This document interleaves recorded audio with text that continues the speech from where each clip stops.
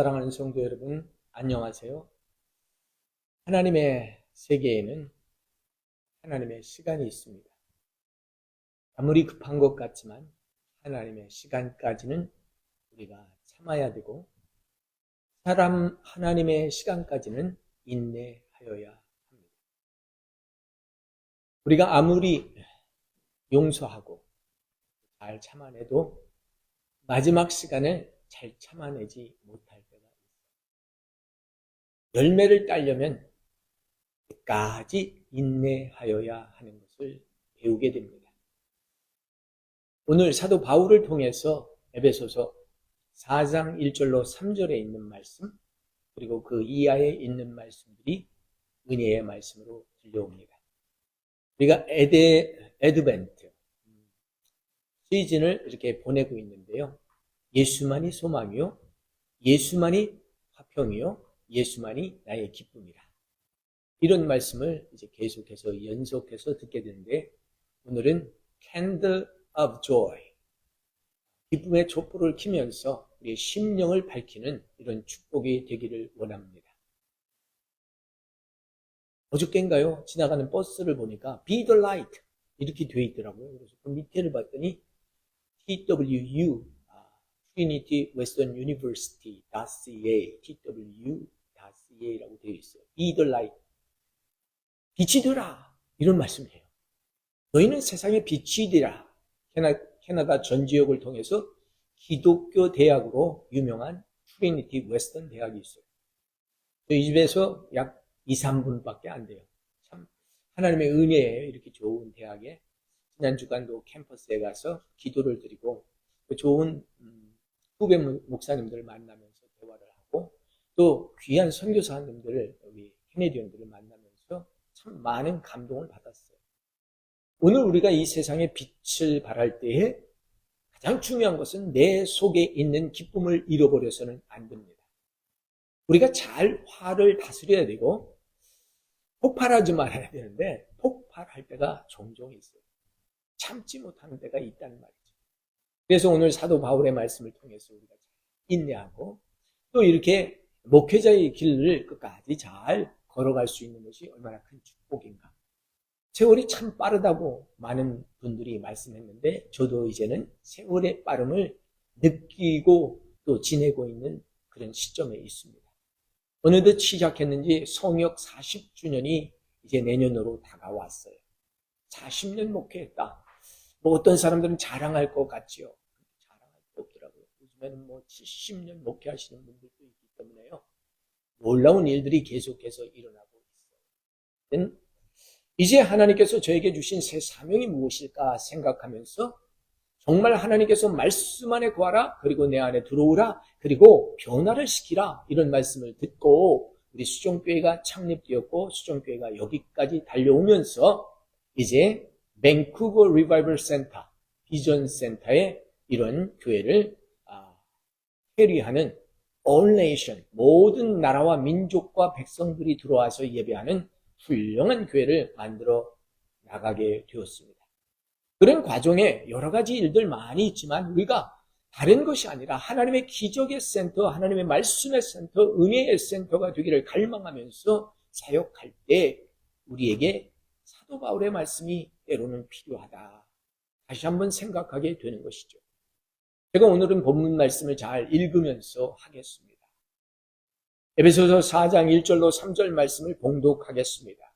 그러므로 주 안에서 갇힌 내가 너희에게 권하노니, 내가 너희에게 부탁하노니, 너희가 부르심을 받은 일에 합당하게 행하라. 저와 여러분들은 다 부르신 일, 하나님의 사명을 깨달아 알고 그 사명을 감당할 수 있어야 돼요. 하나님께서는 각자의 소명, 각자의 일을 주실 때 이 지체와 같아서 그 역할과 분담이 있어요. 이 일을 잘 자기 기능에 따라서, 하나님의 은사를 따라서 감당할 때 부르심을 따라 행하라. 자기 역할을 잘 알아야 돼요. 근데 이 자기 역할을 잘 알아도 여기 말씀해 보면 모든 겸손과 온유함으로 하라. 최고의 덕목은 겸손이지요. 잘 훈련되지 않으면 겸손할 수가 없어요. 온유하라, 자비하라. 항상 이렇게 말씀이 오지만 오늘 우리는 똑똑하고 스마트 시티, 스마트 폰, 스마트 컴퓨터 그러면서 스마트한 것, 약삭 빠른 것, 빨리 계산하는 것, 판단 잘하는 것 이런 것만 배웠지 겸손과 온유를 말씀해 주는 사람이 없어요. 자, 이거는 사람과 사람 사이에 부딪히면서 우리가 겸손해지는 것을 배우고 온유한 성품을 누리게 되는 거예요. 남들이 하는 것을 판단하고 종주하는 것이 아니라 이제는 그와 같은 것이 나에게도 있지 않는가. 나를 보는 온유함, 그리고 관용함, 용서함이 있어야 되는 것이죠. 모든 겸손과 온유로 하고 오래 참음으로 사랑 가운데서 rooted in Christ Jesus. 사랑 가운데서 행하라고 하는 이런 말씀을 주시는데 이 사랑의 회로가 우리 안에 만들어져야 돼요. 27 시리즈라고 해서 우리가 그 말씀을 많이 배우고 공부했잖아요. 영원부터 우리 주 예수 그리스도 안에서 예정된 뜻대로 하신 것이라. 우리가 그 안에서 그를 믿음으로 말미암아 담대함과 확신을 가지고 하나님께 나아가자. 믿음으로 그리스도께서 너희의 마음에 계시게 하시고 너희가 사랑 가운데서 뿌리를 받고 터가 굳어졌어. 능히 모든 성도들과 함께 지식에 넘치는 그리스도의 사랑을 알고 그 너비와 길이와 높이와 깊이가 어떠함을 깨달아. 하나님의 모든 충만하신 것으로 너희가 충만하기를 원하더라. 쉽지 않은 일이에요. 우리가 깊이와 넓이와 정말 하나님의 주신 것을 알지 못하면 이런 것을 할 수가 없는데 오래 참음으로 사랑 가운데서요. 사랑은 뭐예요? 자기 손해보는 거래요. 근데 똑똑한 사람들이 자기 손해보나요? 안 보죠. 쉽지 않은 일이에요. 오래 참음으로 사랑 가운데서 서로 용납하라. 용서하라. 가장 큰 비밀의 승리의 비밀은 용납하고 용서하는 건데요. 쉽지 않아요. 사랑이 없으면 용납할 수가 없고 용서할 수가 없어요. 그래서 너희는 믿음의 공동체로 서로 용납하고 평안에 매는 줄로 성령이 하나 되게 하신 것을 힘써 지키라. 오늘 믿음의 공동체, 믿음의 교회가 해야 되는 일은 성령 안에서 교회가 사명을 가지고 우리가 하나로 나가야 돼요. 하나로 나가려는데 방해되는 게 많아요. 법과 질서와 행정이 있기 때문에 이 모든 것들이 법대로 질서대로 행정대로 되어야 되는 것을 보는데 그렇게 되지 않는 일들을 우리는 종종 보게 됩니다. 그럼에도 불구하고 하나님께서 우리를 광야 학교로 보내서 훈련하시고 우리를 다시 태어나게 하시고 다시 거듭나게 하시고 다시 불러내시는 일들이 있는 것을 우리는 깨달아 알게 됩니다. 그 대표적인 인물이 바로 모세가 아니겠습니까? 애굽에서 훈련받았고 로얄 패밀리로 자라났고 이중언어 구사하고 이중문화 가졌고 아주 똑똑하죠. 자기 민족을 사랑하고 자기 백성들을 사랑하다가 이제 자기 백성의 억울함을 봤을 때 분노하여서 이제 죄를 짓게 되죠. 그래서 광야로 도망갔다가 광야에서 시간을 보냈는데 40년 동안 초야에 묻혀 있었어요. 돌아와야 되는데 돌아오는 기회가 주어지지 않아서 그는 이제는 포기하고 꿈도 이상도 비전도 다 버리고 살고 있었습니다. 그런데 하나님께서는 그를 불러내시는 일들이 있는데 출애굽기 3장에 보면 하나님께서는 이 호렙산에서 모세를 다시 불러내십니다. 가시떨기 나무 가운데서 불꽃이 피어났는데 그 불꽃이 활활 타버리지 않고 불이 켜 있는 거예요. 이것이 하도 신기하고 놀라서 그리 가까이 갔는데 이 큰 광경을 보고 큰 놀라움을 보고 갔더니 주님의 음성이 돌려와서 말씀해 모세야 하시네 그가 내가 여기 있습니다 했더니 너는 이리로 가까이 오지 말라. 내가 선 곳은 거룩한 땅이니 내 발에서 신을 벗어라. 신을 벗는다는 의미는 너의 죄를 내려놓으라. 이 말씀이잖아요. 깨묻은 것을 내려놓으라. 너의 생각과 너의 마음속에 있는 울분도 내려놓고 분함도 내려놓고 분쟁도 내려놓고 다 내려놔라. 내가 선 땅은 거룩한 땅. 하나님께서 어떤 역사를 바꾸시고 새 일을 하시기 원하실 때는 우리를 거룩한 땅에 세우십니다. 회개하게 하십니다. 분쟁이 있게 하게 하십니다. 다툼이 있게 하십니다. 요란하고 소란하고 부서지고 깨지는 소리가 나게 하십니다. 그래야 하나님 앞에 오니까.